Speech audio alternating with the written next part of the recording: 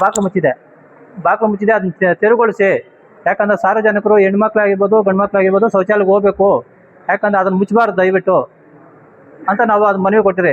ಮೀಟಿಂಗಲ್ಲಿದ್ದು ಅವರು ಬಂದು ನಮ್ಮ ಮನವಿ ಸ್ವೀಕರಿಸಿದ್ರು. ನಮಗೆ ಭಾಳ ಸಂತೋಷ ಆಯಿತು. ಆದರೆ ಇದುವರೆಗೂ ಆ ಶೌಚಾಲಯಕ್ಕೆ ಒಂದು ಪೇಪರಲ್ಲೂ ಪಬ್ಲಿಸಿಟಿ ಆಯಿತು. ಆದರೂ ನಮ್ಮ ದಂಡಾಧಿಕಾರಿಗಳಾಗಲಿ ಸ್ಪೆಷಲ್ ನಮ್ಮ ಉಪ ತಹಸೀಲ್ದಾರಾಗಲಿ ಏನು ಕ್ರಮ ತಗೊಂಡಿಲ್ಲ. ಹಾಗೆ ಬಾಗಿಲು ಹಾಕಿದೆ.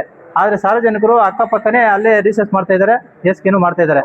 ಆದರೆ ಸ್ವಚ್ಛ ಭಾರತ ಅಂತ ಹೇಳ್ತಾರಲ್ಲ, ಸ್ವಚ್ಛ ಭಾರತ ಎಲ್ಲಿ ಬರ್ತಿದೆ? ಕೊಳಚೆ ಭಾರತ ಅಂತ ನಡೀತಿದೆ. ಸ್ವಚ್ಛ ಭಾರತ ಅನ್ನೋದು ಕಾಣಿಸ್ತಾ ಇಲ್ಲ. ಒಂದು ಶೌಚಾಲಯ ಕಟ್ಟಿರೋದೇನಕ್ಕೆ ಇಷ್ಟು ಖರ್ಚು ಮಾಡಿ ಸಾರ್ವಜನಿಕರಿಗೆ ಒಂದು ಸೌಕರ್ಯ ಮಾಡಬೇಕು ಅಂತ. ಅದೇನು ಮಾಡ್ತಿದ್ದಾರೆ? ಬಾಗಿಲು ಹಾಕೊಂಡು ಕುತ್ಕೊಂಡ್ಬಿಟ್ರೆ ಸಾರ್ವಜನಿಕರು ಎಲ್ಲಿ ಹೋಗ್ತಾರೆ? ಹೆಣ್ಮಕ್ಳು ಎಲ್ಲಿ ಹೋಗ್ತಾರೆ? ಅಕ್ಕಪಕ್ಕ ಹೋಗ್ತಾರೆ.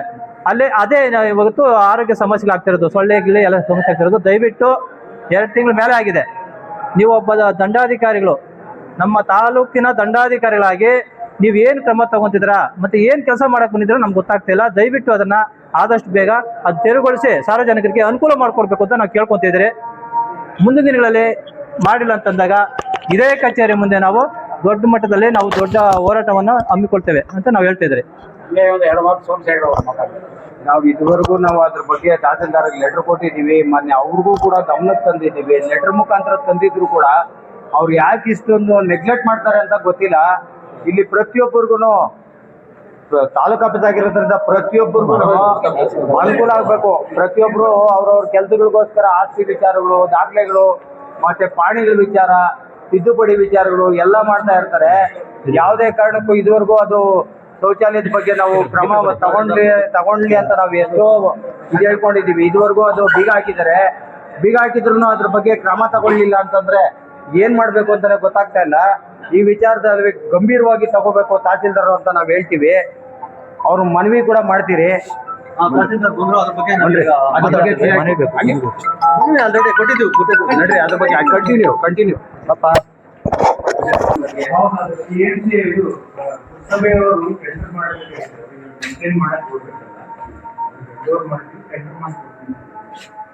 ಆಲ್ರೆಡಿ ರೆಡಿ ಆಗಿದೆ.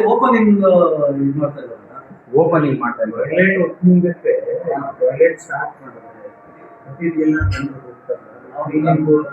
ಎಲ್ಲ ಮಾಡಬೇಕು. ಅದಕ್ಕೆ ಆ ಲೇಬರ್ಗಳನ್ನು ನಾವು ತಗೋಬೇಕಾಗುತ್ತೆ. ಅದು ಪುರಸಭೆಯಲ್ಲಿ ಇದೆ. ನಾವು ಕೇಳ್ತಾ ಇರೋದೇನಂದ್ರೆ, ನಾವು ಇನ್ನೇನು ಕೇಳ್ತಾ ಇಲ್ಲ. ನೀವು ತಾಲೂಕು ದಂಡಾಧಿಕಾರಿಯಾಗಿ ನಿಮ್ಮೆಲ್ಲ ದ್ವೇಷ ಇರಲಿಲ್ಲ. ನಾವು ಭ್ರಷ್ಟಾಚಾರದ ವಿರುದ್ಧ ಮಾತ್ರ ನಾವು ಮಾತಾಡ್ತಾ ಇದ್ದೀವಿ. ಇಷ್ಟು ದಿನ ಬೇಕಾಯ್ತು ಸರ್ ಒಂದು ಟಾಯ್ಲೆಟ್. ಇಷ್ಟೊಂದು ಸರ್ಕಾರದಿಂದ ಅನುದಾನ ಬರ್ತಾ ಇದೆ.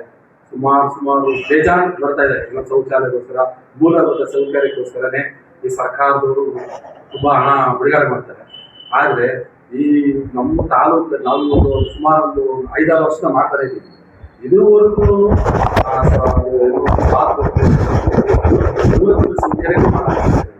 ಮತ್ತೆ ನಮ್ಮಂತ ಸಣ್ಣ ಪುಟ್ಟ ಜನಗಳ ಏನ್ ನಡೀತದೆ ನೋಡಿ, ಗಬ್ಬು ಆಡ್ತಾ ಇದೆ. ಇದೊಂಥರ ದೇವಸ್ಥಾನ ಇದೆ ಸರ್ ತಾಲೂಕು ಆಫೀಸ್ ಅನ್ನೋದು. ಇವಾಗ ನೀವು ಅನ್ನ ತಿಂತಾ ಇದ್ದೀರಾ, ನಾವು ಅನ್ನ ತಿಂತಾ ಇದ್ದೀವಿ.